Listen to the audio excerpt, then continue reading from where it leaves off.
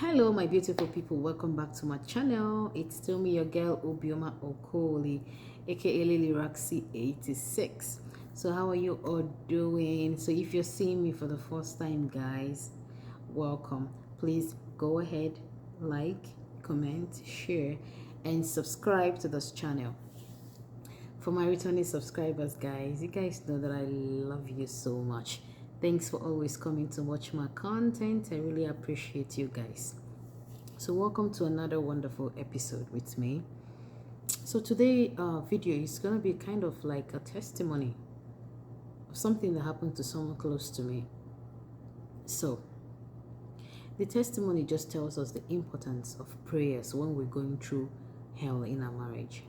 The importance of praying, the importance of bringing God into our marriage when we're going through hell. That is just the moral lesson from this story. So this is one thing, when we ask people to pray when they have issues in their marriage, people get upset. Oh, you always tell people to pray, you always tell people to pray. But that is because prayer changes things, my dear. Whether you like it or not, whether you believe it or not, it is the fact. I've tested it and I've trusted it. I want you to try it. I want you to test it so you can trust it as well. A lot of persons have gotten testimony in regards to how prayer has changed a lot of situation in their marriage. This is one thing I used to tell people, we're Christians, right? But being a Christian does not mean that you cannot go through hell. Being a Christian does not mean that you cannot go through trials and tribulations. Because we love this portion of the Bible that says that the Lord shall perfect all that concerns me. So we have this mind of perfection. For the fact that I'm a Christian, my life is going to be perfect. We also love where the Bible also says the expectations of the righteous shall never be cut short. He said that everything concerns us, He will perfect it. Our expectation will never be cut short. So because of that, we don't believe that as a Christian that we're supposed to go through anything.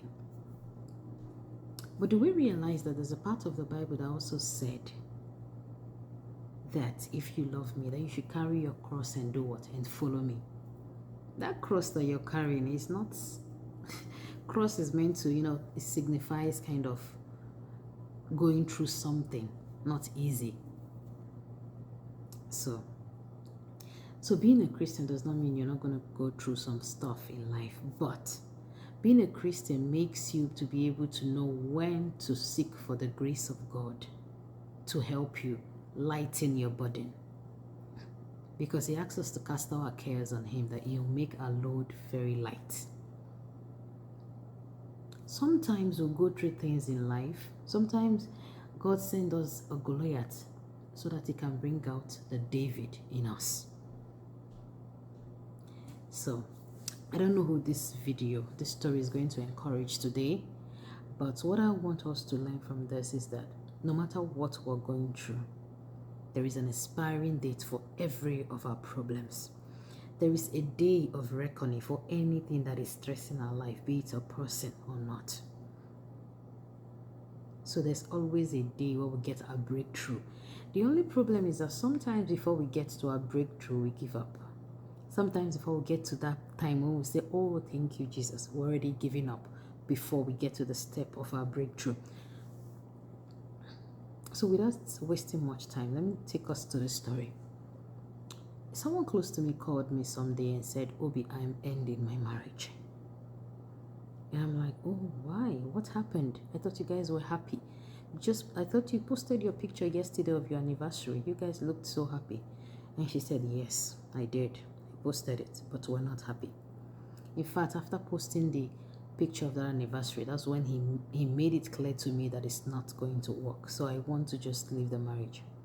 And I said, what is the problem?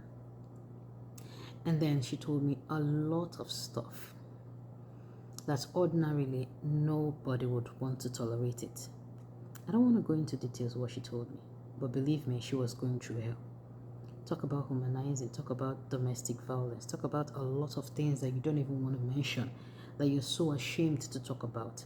Those are the things that this husband of hers was doing to her. So she said she wanted to go out. When she was saying it, I wanted to tell her, no, no, no, stay back in your marriage. As a Christian, you need to do this, you need to pray, you need to. But after hearing what she has to say, I was so tired. I was so weak. I was downcasted. I had to tell her, I said, my dear, whatever decision you take, I support you 100%. If you want to stay, I pray for you, I'll support you. If you want to leave, I will support you. But I told her, I said, I want you to just go and do 7-day prayer and fasting. Just give God this problem. Let him take care of it. And she said, no, I'm done praying. I have prayed, I have fasted, I've done a lot of novenas, I've done a lot of things. None of them seem to be working. God does not want to answer this particular prayer. And I said, no, you are going to pray again. But this time you have to be selfish with your prayer. This is what you're not praying with your husband for your husband or your children at this time. You're praying for yourself. This is what you're going to be praying for. I tell God, if it is your will, of course you won't want me to die in this marriage. If it is your will that I should leave this marriage, let your will be done. Let my leaving this marriage be very, very smooth. So that should be your prayer. Ask God for help and for grace for the journey ahead, because it's not easy to leave your marriage. And she said, okay. She asked for some psalms. I gave her some that I know. I told her, call your pastors, request for psalms for help, or check for psalms for help. Pray all those prayers. Do those psalms. Do your 7 days. Let's see. After doing her 7 days dry fasting and prayers, rigorous prayers, she said nothing happened. No sign, no signal. Whether God likes it or not, she's leaving. So, at the 8th day, she went to the market. She got stuff. Usual going to market to buy food stuff. On her way back, she fainted. They took her to the hospital, and then the doctor confirmed that she was pregnant. This is somebody that her husband has not touched her for the past 2 years. But in a month before, the man came back very drunk and slept with her. That was the day that God wanted to turn things around on her favor. Even though she fought the man, they fought and everything, she called it a rape. That was what she said. She said, he raped me that night. And then they told her in the hospital that she was pregnant. And she was like, what? Oh God, why have you done this to me? Why now? Why now? I'm going to abort it, God forbid. Nothing is keeping me back in this marriage. And then she called me on the 9th day, and I said, what's up? And she said, I'm pregnant. And I was shocked too. I said, oh, I thought you said both of you no longer. She said, yes, it happened last month. He came home once and that was it. And I said, my dear, it looks somehow you're going to really suffer too much if you move out of your marriage with pregnancy. And she said, oh yeah, I know.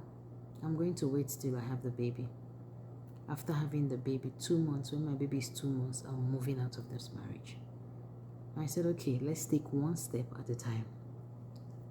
The husband continued misbehaving, doing all sorts of rubbish. He continued. He didn't even care whether she was dying from the pregnancy or not. He didn't care. So it got to the time when it was time for her to deliver. She usually gave birth through surgery.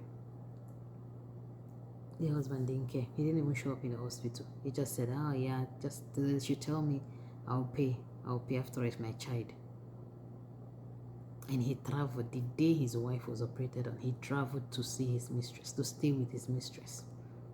And because God has already said that is going to be the day that the woman's problems stop. You know what happened? That man traveled to see his mistress that evening. 1 a.m. the next morning, 1 in the morning, he was arrested. He didn't know what happened. He just woke up, took his key, and drove back to the hospital where his wife was. And that was when they brought out the baby. So that baby was what God was used to reverse her situation around. She almost gave up. She even almost aborted that baby. She would have lost the baby, lost the marriage, and even risked her life too. She didn't know that that's the medium that God wanted to use to turn her situation around. That day, the husband came back to the hospital acting like someone who is crazy because he had no idea what has been happening.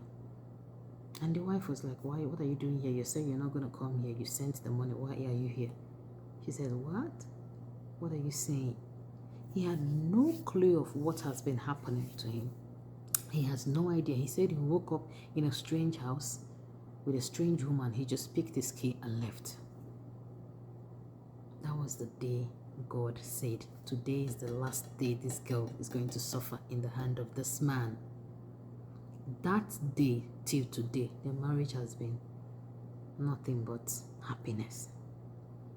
That child, God used the child to bring back light back to their marriage. God used that child to bless their marriage, to wipe away her tears, to tell her, to show her that He still remains God. So you that is watching me today, I don't know what you're going through. I don't know what's stressing you, what is bothering you in that marriage of yours. Have you talked to God about it? Have you prayed about it? Are you giving up on praying? What if this person you're staying with, what if whatever he's doing is not doing it intentionally? What if this person is being manipulated spiritually?